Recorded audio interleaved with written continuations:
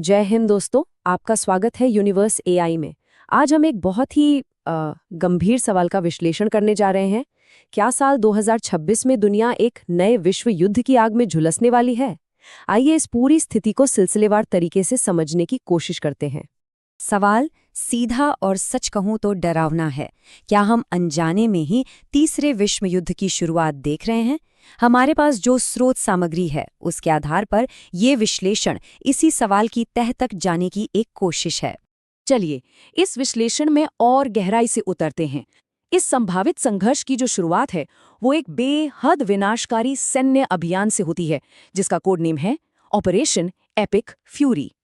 तो आखिर ये ऑपरेशन एपिक फ्यूरी है क्या? देखिए, ये फरवरी 2026 के आखिर में अमेरिका और इजराइल का एक जॉइंट ऑपरेशन है और इसका मकसद सिर्फ ईरान को कोई छोटा-मोटा सैन्य नुकसान पहुंचाना नहीं है।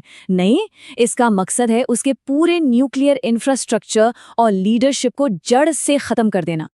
तो ये हमला कितना सुनियोजित और घातक था, इसका अंदाजा इसी बात से लगता है कि इसे 3 फेज में अंजाम दिया गया। सबसे पहले फेज 1 साइबर वॉरफेयर।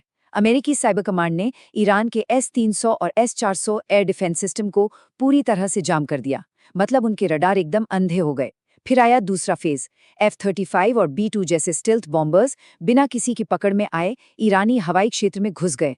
और फिर तीसरा और अंतिम चरण जेरिको 3 और टॉमाहॉक मिसाइलों से सीधा तेहरान और इस्फहान में मौजूद मिलिट्री हेडक्वार्टर्स पर सटीक हमले किए गए। लेकिन सवाल तो ये उठता है कि अचानक इतनी बड़ी कार्रवाई की जरूरत क्यों पड़ गई? आखिर वो कौन सी चिंगारी थी जिसने इस पूरे बारूद के ढेर में आग लगा दी?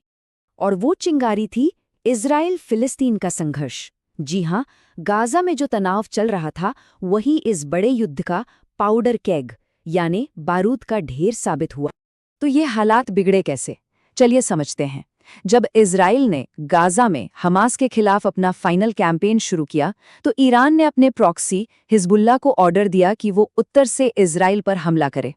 अब इजराइल ने इसे अपने अस्तित्व पर सीधा खतरा माना और पलटवार में सीधे ईरानी कंट्रोल सेंटरों को ही निशाना बना दिया।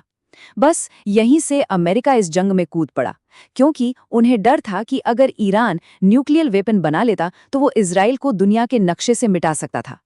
इस जंग में जिन हथियारों का इस्तेमाल हुआ वो सच में भविष्य के युद्ध की एक डरावनी झलक दिखाते हैं।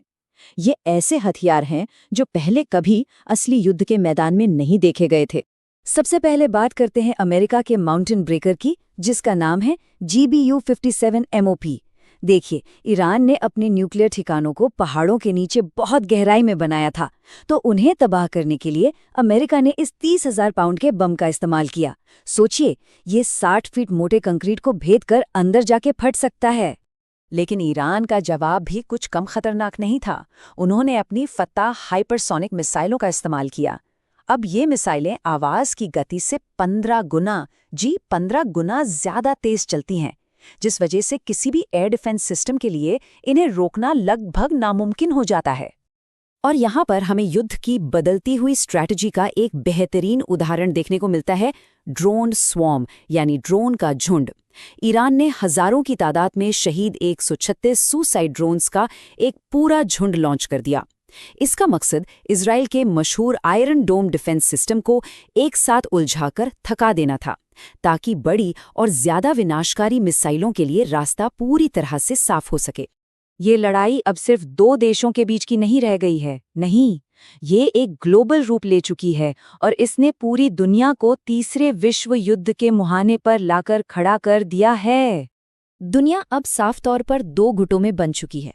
एक तरफ है अमेरिका, ब्रिटेन और इजराइल के नेतृत्व वाला नेटो और उसके सहयोगी देश, और दूसरी तरफ है ईरान का एक्सिस ऑफ रेजिस्टेंस, जिसे रूस और चीन का कह सकते हैं कि एक मौन समर्थन हासिल है। तो एक्सपर्ट्स इसे तीसरा विश्व युद्ध क्यों मान रहे हैं? इसके 3 बड़े कारण हैं। पहला, 2 ग्लोबल गुटों का आमने सामने होना। दूसरा, न्यूक्लियर हथियारों के इस्तेमाल की सीधी धमकियां मिलना। और तीसरा, ये कि ये जंग सिर्फ जमीन, हवा और समुद्र तक ही सीमित नहीं है, ये साइबर स्पेस में भी लड़ी जा रही है। सिचुएशन कितनी गंभीर है, इसका अंदाजा ईरान के इस बयान से लगाइए। अगर हमारे अस्तित्व पर खतरा आया तो हम अंतिम विकल्प का इस्तेमाल करेंगे। ये परमाणु हमले की एक खुली धमकी थी। और इस धमकी के जवाब में अमेरिका ने भी अपनी मिनटमैन 3 न्यूक्लियर मिसाइलों को हाई अलर्ट पर रख दिया है। ये दिखाता है कि दोनों ही पक्ष सबसे बुरे हालात के लिए भी तैयार बैठे हैं। इस युद्ध का असर सिर्फ जंग के मैदान तक ही नहीं है, इसका असर पूरी दुनिया पर पड़ रहा है और खासकर भारत के लिए तो ये एक बहुत बड़ी दुविधा लेकर आया है। ग्लोबल इकोनॉमी पर इसका असर विनाशकारी हो सकता है।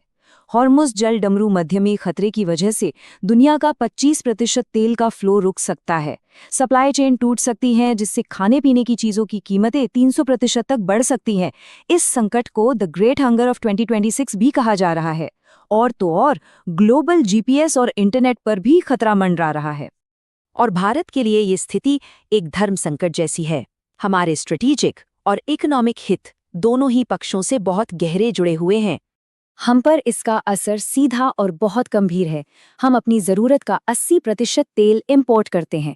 इस जंग से पेट्रोल की कीमत 300 रुपये प्रति लीटर तक पहुंच सकती है।